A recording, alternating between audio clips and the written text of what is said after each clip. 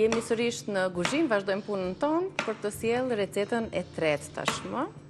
Kemi vendosur tavën e prizrenit për të pjekur, hirëtorin gjithashtu, dhe tani kemi një gati me lule shtrydhe. Po, është sezoni i tyre, kështu që do t'i shfrytëzojmë siç vëmë një ëmbëlsirë e shpejt, një mezvakt i duhur, i lehtë, po ka lule shtrydhe.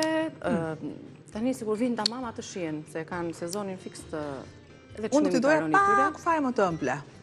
Pak fare më të ëmbla, përse të thoni ju, se më pëlqen e ëmbla, sepse do i shkonte shumë mirë, kosit pa shtuar asgjë, as sheqer, por është e duhur. Kam kosin. Kam gelatin. Nëse ju do t'i vendosni fare rakia, nuk keni nevojë fare për gelatin, sepse i dim shumë mirë me pak ujë. Ne kemi arritur arrim vetë këtë rezultat. Që unë t'i jem e duhur dhe për palën që kërkon një ushqim të shëndetshëm dhe për palën tjetër që duan se kanë problem, domethënë, nëse kanë e vendos.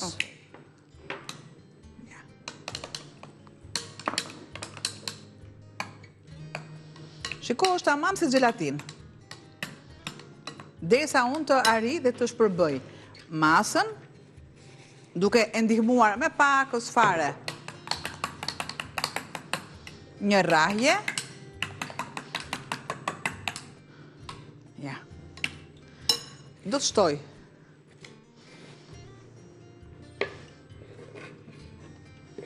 Shtojmë edhe lule shtrydhet në copza. Lule shtrydhet. Një sekond. Lule shtrydhet i kam larë ose me sodë ose me krip. Po. Është shumë e duhur. Kanë këto koret, këto që mbledhin goxha pa pastërti. Ja. Pesticidet. Po është dhe, ose janë në dhe, gjë më kryesore që për ju që nuk doni të përdorni lule shtrydhet. Kemi gelatinën që e kemi të vendosur. Është në ujë ajo që të lëshohet pak. Dhe për ta nisur pse jo edhe mëngjesin është një pjatë e shëndetshme. Kos, para chia, lule shtrydhe. Lëm të freskohet, të qëndroj në frigorifer. Dhe sigurisht kemi fara, shikoj që por kjo ishte opsionale. E marr dhe e vendos në një formë. Pra, kur duam që këtë recet ta kemi si ëmbëlsirë, shtojmë gelatinën dhe i japim në këtë formë. Edhe me fare të kia, pa gelatinën fare. Sepse vëm një masë dhe normalisht farat do t'i vendosin në ujë për në kos direkt. Dhe ngrin. Ato përfisin lëngjet e tepërta. Po të duam ne tani. Shtojmë edhe disa lule shtrydhe, sepse kjo do kthehet mbrapsht edhe do pritet si puna e tortës. Për më tepër, normalisht do shikoni nesër.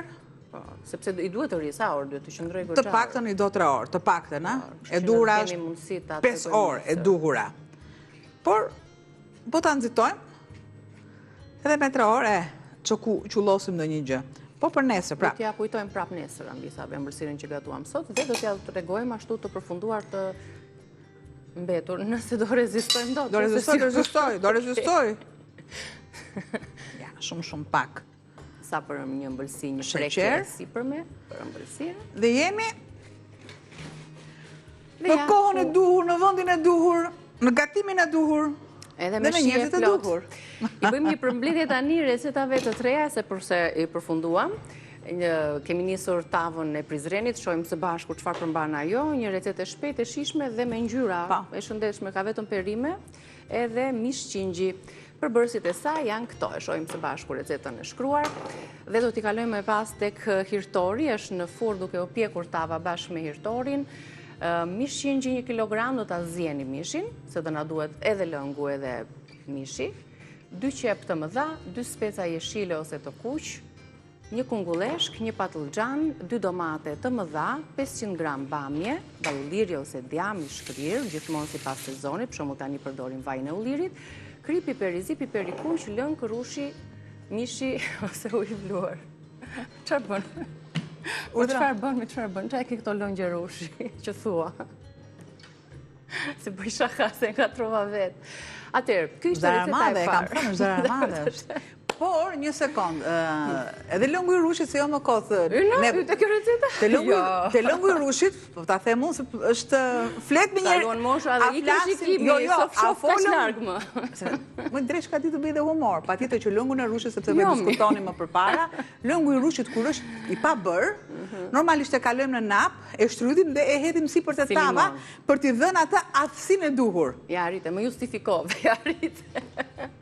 Kalojmë tek receta e dytë, vazhdojmë, ne mbulojmë gjithmonë dhe e pjekim. Më siç e pat, ka vetëm perime vendosur në një tavë prej balti, kaq. Kalojmë tek hirtori, receta e dytë. Gabove ku gabove, mund të hash edhe në një. E meritoj një shtrydhe. Qellova dhe je madhe. Hirtori me miell misri, ju duhet 1 litër hir, 1 fiçan e gjysmë miell misri, pak qumësht, gjalp dhe krip. Për miellin e misrit do zgjidhni ola, ose miellin e verdh, ose miellin e bardh, ose një kombinim të dyjave. I përzini të gjithë përbërësit në një tavë të lyer me yndyrë, me vaj apo gjalp dhe e piqni.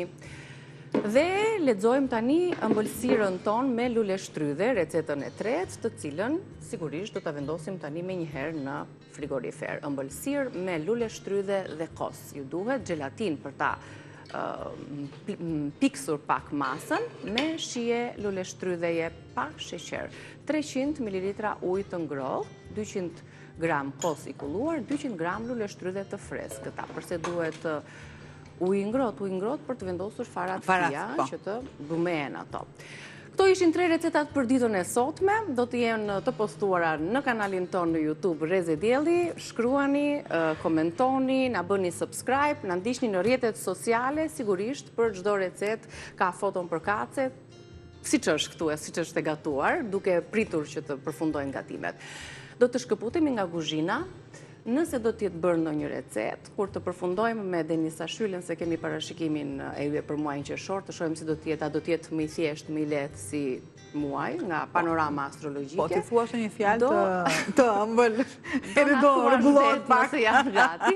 Kështu që pas publicitetit do t'jemi me astrologen Denisa Shyle për muajin qershor.